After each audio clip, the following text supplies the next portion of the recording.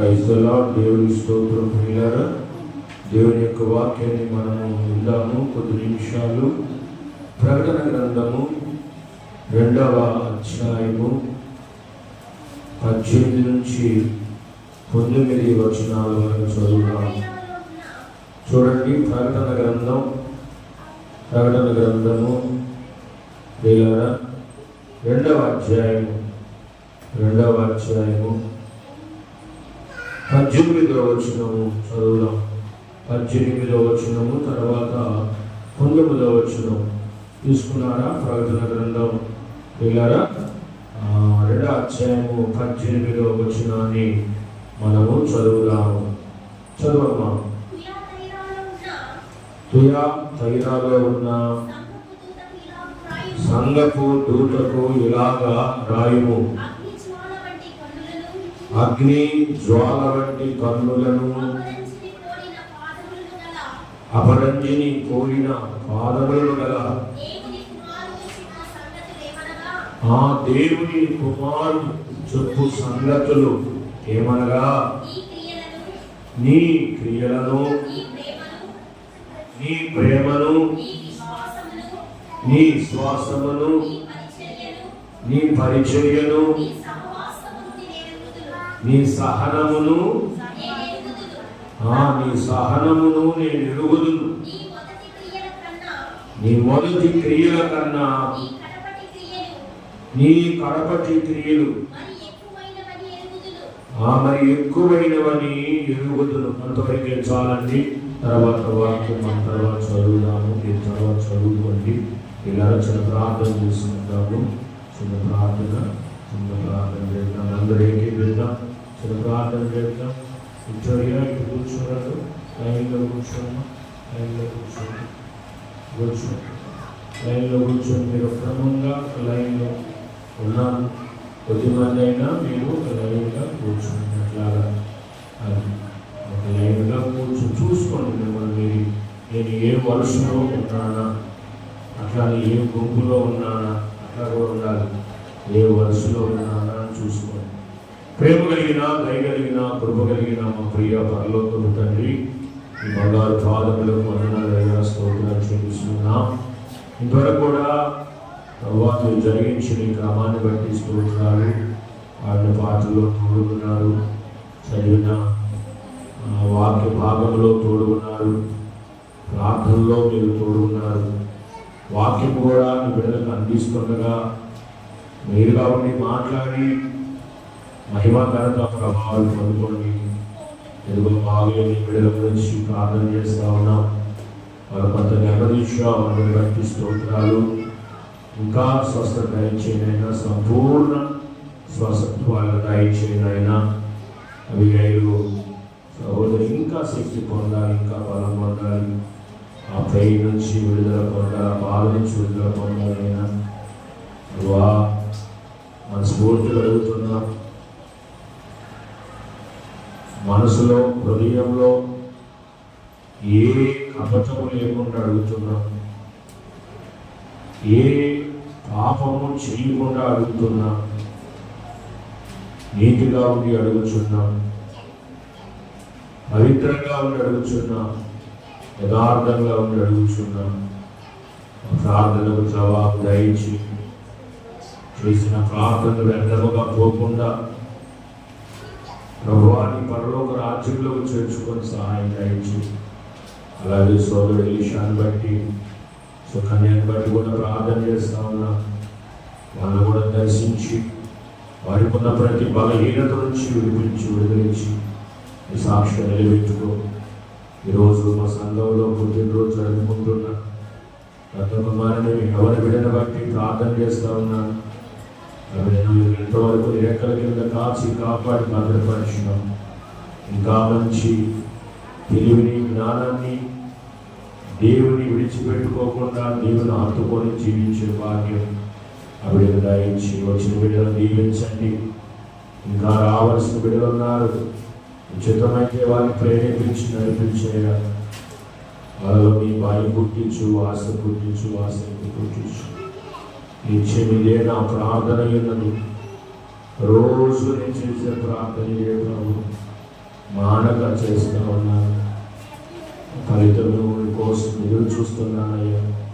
కాబట్టి నీ బిడ్డల్లో ఇంకా ఆసక్తి కనబరిచి వాళ్ళు ఇంకా మీరు నిన్ను హత్తుకొని వాళ్ళు బాగా నీలో ఎదిగే భాగ్యం, ఫలించే భాగ్యం వాళ్ళని దయచేయమని.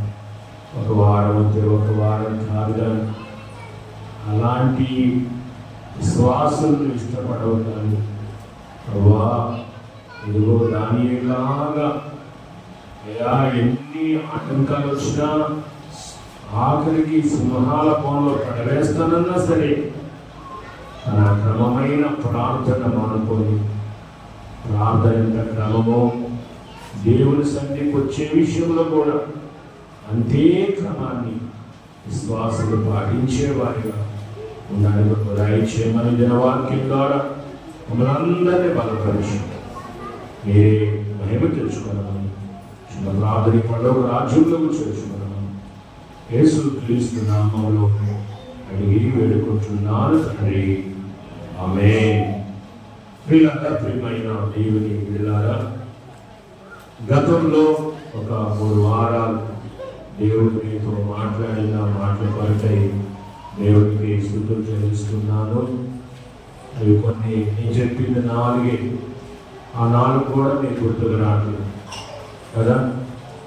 చెప్పింది 4, 10 చెప్పాను. 10 అమూల్య మొత్తం చెప్పింది. ఎందుకు గుర్తుకు రావట్లేదు? కారణం ఏమీ లేదండి, అర్థం చేసుకోవట్లేదు వాటిని గురించి.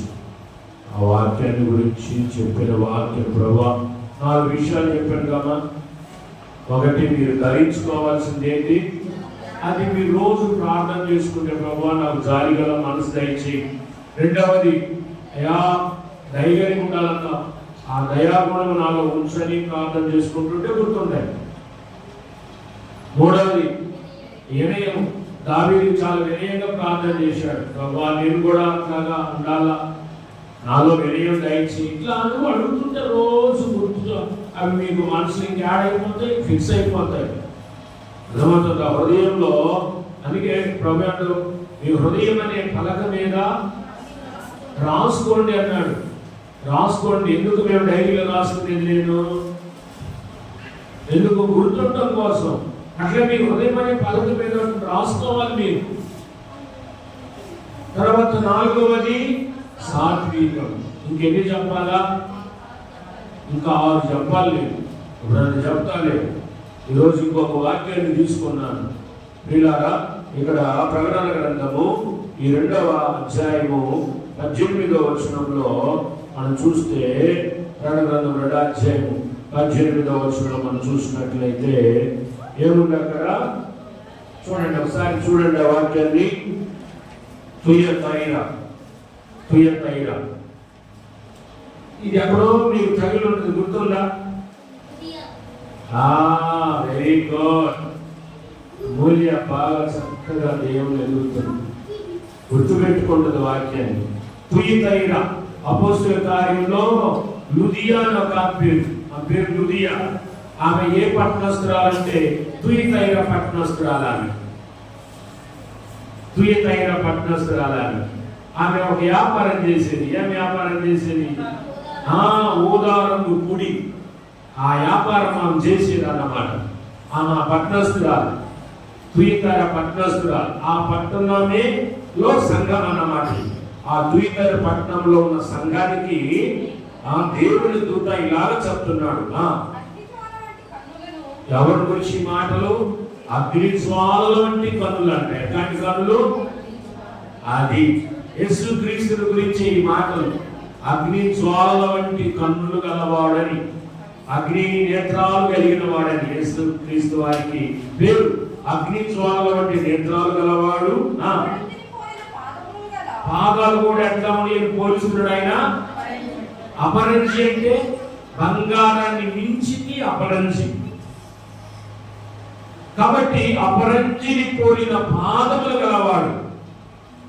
అలాంటి దేవుని కుమారుడు చుట్టూ సంగతులు ఏమనగా ఈ సంఘాన్ని గురించి చెప్తున్నాడు ఆయన. ఏ సంఘాన్ని? ఈ తుయతైర పట్టణంలో ఉన్న సంఘాన్ని గురించి చెప్తున్నాడు. ఓ సంఘమా, ఓ సంఘస్థులారా, మీ క్రియలు నేను ఎరుగుదును అంటున్నాడు. మీ క్రియలు నేను ఎరుగుదును. రెండవది, మీ ప్రేమ నాకు తెలుసు. మీ ప్రేమల గురించి తెలుసు, మీ క్రియల గురించి తెలుసు. మూడవది, మీ శ్వాసాన్ని గురించి తెలుసు. మీ శ్వాసం ఎంతో కూడా నాకు తెలుసు. మీ శ్వాసాన్ని గురించి తెలుసు. మీరు చేస్తున్న పరిచర్య నాకు తెలుసు. నా తర్వాత నీ సహనమును అదండి. ఇక్కడ 5 విషయాలు చెప్పాడు దేవుడు కదా. ఆ సంఘస్థుల గురించి ఒక 5 విషయాలు ఆయన స్పష్టముగా తేజగా ఆయన బయలుపరుస్తున్నాడు. ఏమిటంటే, ఒకటి క్రియలండి. నీ క్రియలు, ఐ నో యువర్ వర్క్స్ అంటున్నాడు ఆయన. నీ క్రియలు నాకు తెలుసు అంటున్నాడు. ఇప్పుడు ఆ సంఘాన్ని గురించి, వాళ్ళ క్రియల గురించి తెలిసిన దేవుడు మన క్రియల గురించి తెలియడా? అర్థమవుతుందా? ఆ సంఘంలో ఉన్న వాళ్ళ క్రియల గురించి తెలియని దేవుడు మన సంఘంలో మన క్రియల గురించి కూడా ఆయన, నీ క్రియలు ఎట్లున్నాయో, ఏ విధంగా ఉన్నాయో ఆయనకు తెలుసు. రెండవది, నీ ప్రేమ కూడా తెలుసు. నీ ప్రేమ ఎంత ఉందో తెలుసు. నువ్వెంత ప్రేమగా ఉంటున్నావో, ఎంత ప్రేమిస్తున్నావో, దేవుడి పట్ల ఎంత ప్రేమ కలిగి ఉన్నావో, సంఘం పట్ల ఎంత ప్రేమ కలిగి ఉన్నావో, సేవకుడి పట్ల ఎంత ప్రేమ కలిగి ఉన్నావో, కుటుంబం పట్ల ఎంత ప్రేమ కలిగి ఉన్నావో, ఇవన్నీ దేవుడికి తెలుసు. నీ ప్రేమ నాకు తెలుసు. మూడవది, విశ్వాసం అండి. నీ దగ్గర ఎంత విశ్వాసం ఉంది? కొండలను పెకలించగలిగినంత విశ్వాసం నీ దగ్గర ఉందా ఆయనకు తెలుసు. లేదా ఆవగింజంత ఉందా అనేది ఆయనకు తెలుసు. అసలు లేకుండా ఉందా అనేది ఆయనకు తెలుసు. అసలు ఉందా లేదనేది ఆయనకు తెలుసు. కాబట్టి నీ శ్వాసం నాకు తెలుసు. నాలుగవది, పరిచర్య. మీరు దేవుడికి పరిచర్య చేస్తారు, సంఘంలో పరిచర్య చేస్తారు. ఆ ఎంత పరిచర్య చేస్తున్నావో నాకు తెలుసు. నువ్వు ఎంత పరిచర్య చేస్తున్నావు. మరి మరియమ్మ, లుది అమ్మాయి, అజుబాయి ఇద్దరు సంఘంలో పరిచర్య చేస్తూ ఉంటారు. ఏమండి, వాళ్ళకొక పరిచర్య. కొంతమంది బిడ్డలు, పలహారము కుమారి, ఆ అమ్మాయి మనోహరు, ఏమండి ఆ అమ్మాయి. కాబట్టి సంఘంలో ఒక్కొక్కరిది ఒక్కొక్క పరిచర్య. నువ్వు ఎంత పరిచర్య చేస్తున్నావో నాకు తెలుసు అంటున్నాడు దేవుడు. తర్వాత నువ్వెంత సహనం కలిగి ఉన్నావో, ఎంత ఓర్పు కలిగి ఉన్నావో. రెండొకటే, ఓర్పు ఒకటే, సహనం ఒకటి. రెండు ఒకటేనండి. నువ్వెంత సహనం కలిగి ఉన్నావో, నువ్వెంత ఓర్పు కలిగి ఉన్నావో ప్రియులారా దేవుడు చెప్తూ ఉన్నాడు. నాకు తెలుసు ఇవన్నీ కూడా అంటున్నాడు. అయితే సేవకుడు ఈ వాక్యాన్ని సిద్ధపరుచుకున్నప్పుడు నీ క్రియలు నేను ఎరుగుదును అన్నాడు. బైబిల్లో కొంతమంది వాళ్ళ క్రియలు చూద్దాం, వాళ్ళ క్రియల్లాగా మన క్రియలు ఉన్నాయా లేదా అని నాకు థాట్ వచ్చింది. పరిశుద్ధాత్మ దేవుడు ఆలోచన ఇచ్చాడు నాకు. ఏం ఆలోచన ఇచ్చాడు? నీ క్రియలు నేను ఎరుగుదును అన్నాడు. కాబట్టి మరి నీ క్రియలు, బైబిల్లో ఒక వ్యక్తిని చూపిస్తాను, ఆయన క్రియలు ఎట్లున్నాయో అట్లా నీ క్రియలు ఉన్నాయా లేవా? అలా ఉంటే నిన్ను దేవుడు ఆశీర్వదిస్తాడు. కాబట్టి దేవుని బిడ్డలారా, ఆయన లాంటి క్రియలు, లేదా స్త్రీలు కూడా కొంతమంది ఉన్నారు, వాళ్ళు కూడా బైబిల్లో నేను మీకు చూపిస్తాను ప్రియులారా. అదే ఆమె లాంటి క్రియలు మనలో ఉన్నాయా అనేది మనము వాక్యంలో చూద్దాం. ఒకసారి మీరు యోహాను సువార్త 8వ అధ్యాయంలోకి రండి. యోహాను సువార్త అంటే మత్తయి సువార్త, మార్కు సువార్త, లూకా సువార్త, యోహాను సువార్త. యోహాను సువార్త 8వ అధ్యాయము తీసుకోవాలి. అందరూ తీసుకుంటే చదివిస్తాను నేను. 8వ అధ్యాయం యోహాను సువార్త 8వ అధ్యాయము 39వ వచనం చూడండి. ఎందుకంటే బైబిల్ చూస్తే మీకు వాక్యం అర్థం అవుతుందని బాగా తీసుకున్నారా? యోహాను సువార్త 8వ అధ్యాయము 39వ వచనము. అందుకు వారు అంటే ఎవరు? యూదులు ఆయనతో అంటే యేసుక్రీస్తు వారితో వాళ్ళు ఏమన్నారు? యూదులు బాగా చెప్పండి మాటలు. మా తండ్రి యూదులు అంటున్నారు. ఎవరితో? యేసు ప్రభుతో. ఏమంటున్నారు? మా తండ్రి ఎవరో తెలుసా? అబ్రహాము మా తండ్రి అని చెప్తున్నాడు అని అంటున్నారు వాళ్ళు యేసు ప్రభుతో. అప్పుడు యేసు ప్రభు ఏమంటాడు చూడండి, మీరు అబ్రహాము పిల్లలైతే అదిగో బలి మాట్లాడాడు కదా యేసు ప్రభు. బలి మంచి మాట అన్నాడు ఆయన కదా. వాళ్ళు ఏం చెప్పారు? మేము అబ్రహాము పిల్లలము అన్నారు. బాగేనండి, మీ మైండ్కి ఒక పరీక్ష. వాళ్ళు ఏమన్నారంటే యూదులు, మేము అబ్రహాము పిల్లలము అన్నారు. అప్పుడు ఆయన ఏమన్నాడు యేసు ప్రభు, మీరు అబ్రహాము పిల్లలైతే అబ్రహాము చేసిన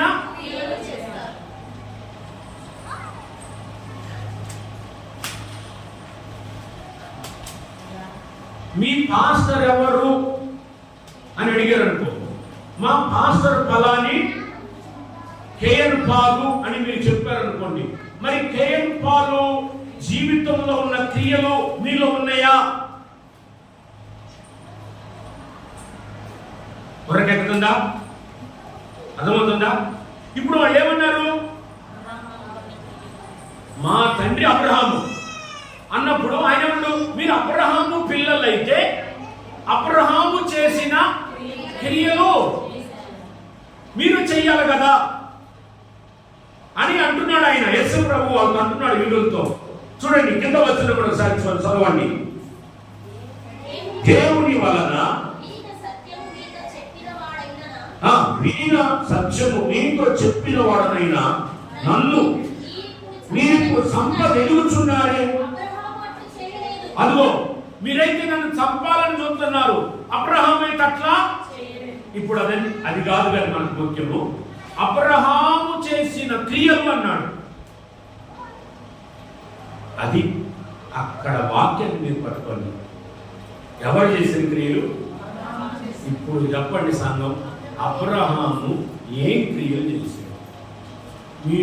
మీరు చెప్పండి. అబ్రహాము, మీకు అబ్రహాముల గురించి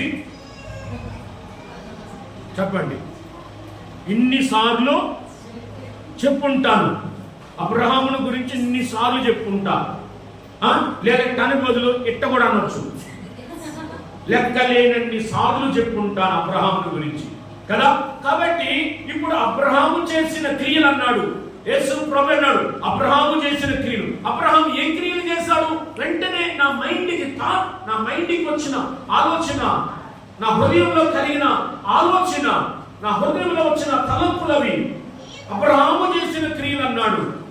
కాబట్టి అబ్రహాము ఏం క్రియలు చేశాడు అనేది మనకి మధ్యలోకి రావాలి కదా. ఏం క్రియలు చేశాడు అక్కడ చెప్పండి. వెరీ గుడ్, మంచిదమ్మా. ఇది ఒక రెబెకాని సహోదరు ఒక మాట చెప్తుంది, మళ్ళీ చెప్పాం, వాళ్ళందరూ వింటారు.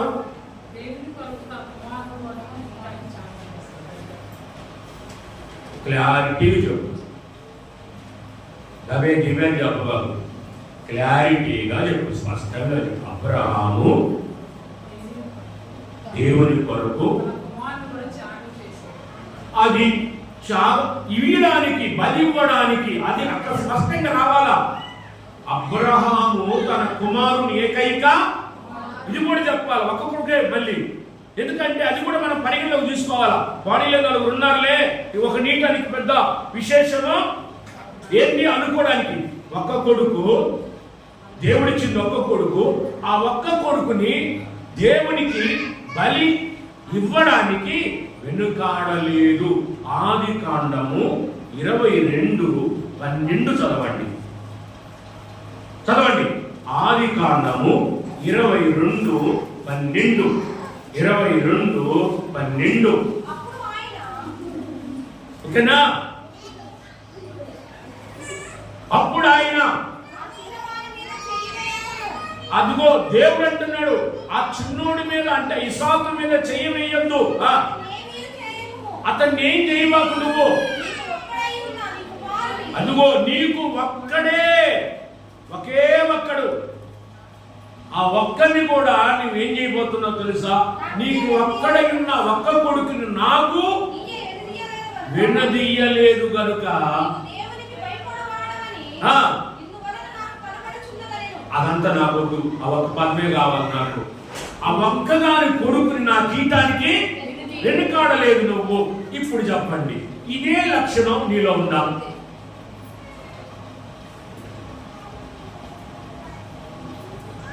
ఆయన కొడుకుని ఇవ్వటానికి, బలిగా అర్పించడానికి ఏమయ్యాడు? వెనుకాడా? వెనకాడలా కదా. మనం మీద నీటానికి చెప్పండి, వెనకాడుతున్నామా? వెనకాడలేదా? ఇప్పుడు ఆ క్రియనిలో ఉందా? అది నువ్వు కూడా అబ్రహాం లాంటి క్రియని దగ్గర ఉందా? అదే కదా మరి వాళ్ళని ప్రశ్నించింది యేసు ప్రభు. ఈరోజు నిన్ను ప్రశ్నిస్తున్నాడు. అబ్రహాము లాగా నువ్వు కూడా దేవునికి ఒక బిడ్డననే కాదు, అది ఏదైనా నీ ఇష్టం, నీ ఇష్టం. నువ్వు వెనకాడకుండా ఉంటున్నావా? వెనకాడుతున్నావా? చెప్పండి. హన్నాకు దేవుడు కొడుకుని ఇచ్చాడు. ఇవ్వక ముందు హన్న దేవుడితో ఒక మాట చెప్పింది. ఏమని చెప్పింది సుప్రియ? చెప్పు, ఏం చెప్పింది? కొన్నిసార్లు చెప్పుకుంటాం కదా దేవుడితో, అయ్యా నాకు ఒక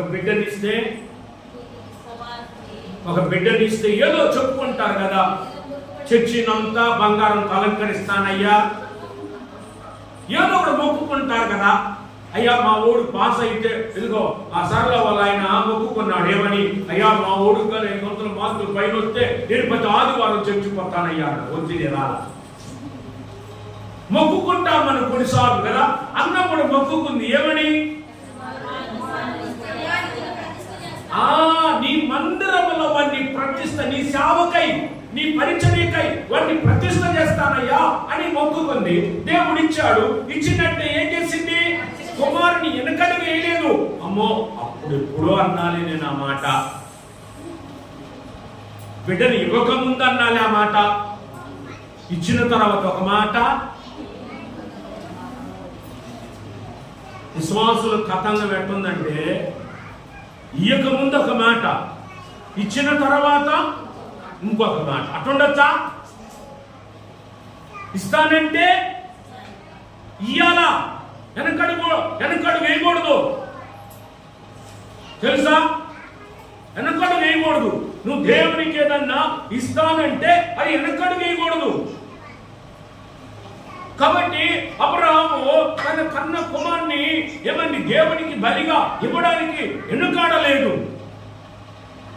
మరి అలాంటి క్రియ మనలో ఉందా? దేనైనా ఇవ్వడానికి మనము వెనకాడనటువంటి వారంగా. అన్నా కూడా అంతే, బిడ్డనిచ్చింది, ఇచ్చాడు దేవుడు. అప్పుడు ఏం చేసింది? వాడు పాలు విడిచిన